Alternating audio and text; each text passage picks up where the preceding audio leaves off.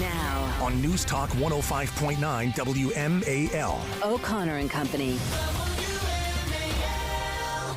It is 7:06. It's O'Connor and Company on this Friday morning in the nation's capital. Patrice Onwuka on vacation. So, look, we get an extra bonus helping of Julie Gunlock. Good morning, Julie. Good morning. Coming up later this morning at 7:35, we're going to speak with Michael Seifert. He's got a brand new, what do you call these things? These funds, like a mutual fund kind of thing. Oh, yes, exactly. Called Public Square. Yeah. It had its first day on Wall Street yesterday. Chance of USA. Yeah, and it it was was very exciting. cool. We're going to talk to him about what this thing is. 8:05, the Attorney General of the Commonwealth of Virginia, Jason Miarius, will be our guest. And then at 8:35, out of the Timcast Pop Culture Crisis show, Brett Dasovic is going to talk to us about this big Hollywood weekend, probably the first big Hollywood weekend since post-pandemic, where we've got two big blockbusters squaring off, Oppenheimer and Barbie. So that's all coming up. But first... I grew up in Chevy Chase. I'm incredibly excited and humbled by the opportunity to serve alongside my partners as stewards of this great franchise on behalf of the city of Washington, D.C. That is Josh Harris. Yesterday, he is the new principal owner of the team formerly known as the Washington Redskins, now the Washington Commanders, although maybe there will be a new name in play. I don't know, but I'll tell you who does know, Andy Pollin. He's the host of the Andy Pollin Hour, weekdays 10 a.m. on our sister station, ESPN 630. Well, a new era for NFL football in Washington, D.C. I grew up in Chevy Chase myself, and is my microphone on? Yeah, Here we go. I've got him up. Nope, I've got you up. I don't know why we're not hearing you. That's odd. All right, how about that? About that, there we go. There he is. There we Sorry go. about Okay, that. yeah, guys. I was going to say that I also grew up in Chevy Chase. Yeah. And Well, you made some different life choices than Josh Harris. I missed out on Wharton and Harvard School of Business. Otherwise, I might have been standing up there yesterday. If only. Yeah, if only. Right. But look, this is as welcome a change as we've ever had in this town. We've had ownership changes before. They were literally dancing in the streets yesterday. Exactly. And I heard Don Van Natta made a very good point yesterday.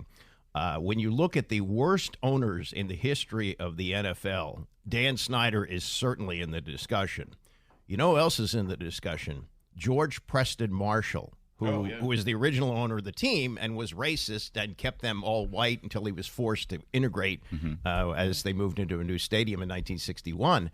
And, you know, they've only had three owners. Right. Three owners in the history of the team, two of them in the discussion for worst ever. Well, and despite the fact that the third owner did, in fact, bring 3 Super Bowls, he was no great guy either, frankly. No, he was not. And everybody who hates FedEx has to remember that was his idea. Yeah, right. Well, yeah, exactly. That was his stadium. But, you know, he was not hit with a $60 million fine by the other owners yesterday for sexual harassment, for stealing money from them, hiding money in different places. Fair enough, but if you know anything about Jack Kent Cooke and what he did with the Lakers, and he was a man of a different era. If the Me Too movement happened in the late 60s, early 70s, I assure you a lot of voters would have fallen I don't know that, but what I do know is do. what Mary Jo White found in her investigation, and she found that the people that she interviewed who accused Dan Snyder of what he did, and he dismissed that as lies, found those to be true. That said, we have a new era beginning today, a new ownership team. Josh Harris, we do know that he owns the 76ers in the NBA. He's also a co-owner of the New Jersey Devils. Is that right, for the NHL? Neither of those teams have won championships in their leagues. No, but they've improved. They're definitely good teams. And he went, look, here's the thing about Dan Snyder when he took over at the age of 34. Couldn't even contain himself with his excitement. I love that this is the day to talk about the new era, and you can't stop talking about Dan Snyder. I just want to make a comparison here. Dan Snyder comes out and he says, "We're going to win. We're going to win right away." And yesterday, Josh Harris said, look, we weren't able to talk to anybody until now. A lot of the work that gets done before a season has gone on to this point. Yeah. So, there's got to be a lot of learning and listening this year. Yeah. That's the approach that I think people want to see, that here's a guy who understands what it takes to build a championship team. You just don't go out and buy one, as Snyder attempted to do in his second year. So, I think that when you look at the change and what it's going to mean, basically, you got an adult running the team right now. As long as I've been here, everybody has said that if you win, you'll fill that stadium. So the question is, and so if it's going to take a while to win, there's still going to be some empty seats over at FedEx. I guess my question for you is merely the hope, just the change and the change of attitude and the change of direction and the hope that it appears to be bringing football fans in this town. Do you think that he could actually start building attendance even without maybe bringing us a championship? Well, I don't think that it's realistic to think they're going to have a championship in the next 2 or 3 years. You know, things can break right. Sam Howell could be the next Tom Brady, and, you know, everything is going to be great, but that's not realistic. Here's what I think is going to really help them with attendance, and I think we saw this, too, with the Nationals when they first came here and played at RFK. We knew right away that there was going to be a new stadium. Mm-hmm. So the idea was get in now, get your season tickets at RFK, and then when you go to the new place, then you'll have You're tickets. You're going to have priority.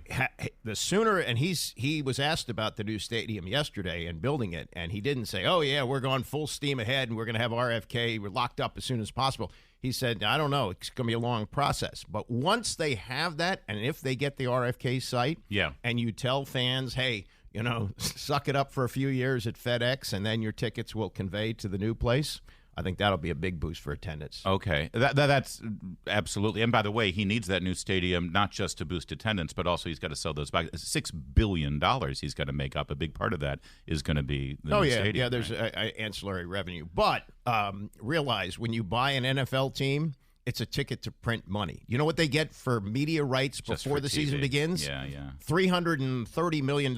You know what the salary cap is? $250. So you've covered all your payroll, and you have this extra money floating around before you ever sell a ticket, before you ever sell a parking spot, a beer, the whole thing. Yeah. So for fans, sort of waiting and seeing and looking, I mean, they want to see something happen right away, and you're telling me, don't hold your breath. Well, do you think they might see a new team name? That's a good question, and the Jason Wright, who has been speaking for the team and apparently will be retained at least for a while, he has dismissed that. He said, no, they're not interested in it. I don't think that's the answer. I think the answer is let's look at a lot of things. Let's talk to the fans. Let's see how they feel about it, because I think that erasing that name also helps to erase the terrible stain left behind by Dan Snyder. That was part of his branding, you know, the big 2222 announcement where he and his wife stood up in those silly Letterman's jackets and told us this is the greatest name ever. And the fan base went, whatever. It's Commanders. It's not Redskins. What could you tell us about Mr. Harris in terms of how he conducted himself at the Sixers in taking, because that franchise was sort of in the toilet when he took it over. Yeah, I mentioned he went through something called the process where they stunk for a long time and they got draft picks and better players. But what you hear about him is that he hires really good people and he lets them do their job. Did that happen the last time around? Well, one of them was actually your friend, wasn't he? Yes, Bruce Allen. He's a good guy. I like Bruce Allen. It's just amazing that you just want to talk about Dan Snyder. Well, I thought we've turned the page. Well, but Andy. I think the important thing here is that everybody recognizes that the best thing about the new owner is he's not Dan Snyder. Until the team continues to lose. And then what? Okay, but they were not only a losing team on the field, they were an unbelievable embarrassment off the field.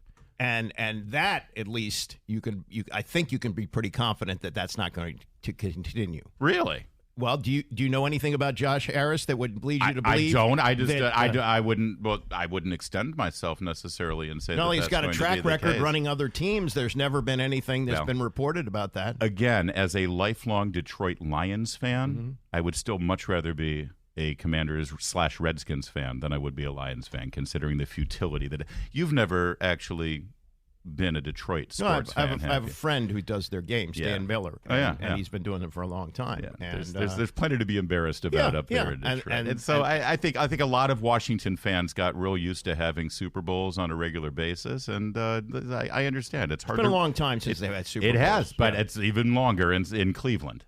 Yeah. I mean, you talk again, so embarrassing off the field. Cleveland has been pretty embarrassing off the field as well, hasn't it? They've had some. Yeah, they've had some problems. I mean, again, this isn't just an isolated Washington issue. Yes, but it's been surrounding one particular man who has been here for 24 Yes, it years, is. and He extricating has him absolutely from the taken- franchise, I think, is going to make a huge difference. The ownership in Cleveland, I don't know But if you just told us it won't make a difference because you just and the off the field stuff you think it's going to make a difference. Absolutely. But it's not going to make a difference I on don't whether the know. team wins. I don't know, but I would think that there's a better chance they're going to win because, as Jay Gruden said the other day, Dan Snyder would come off his yacht, not watch any film, go into the draft room, and decide who they were going to take.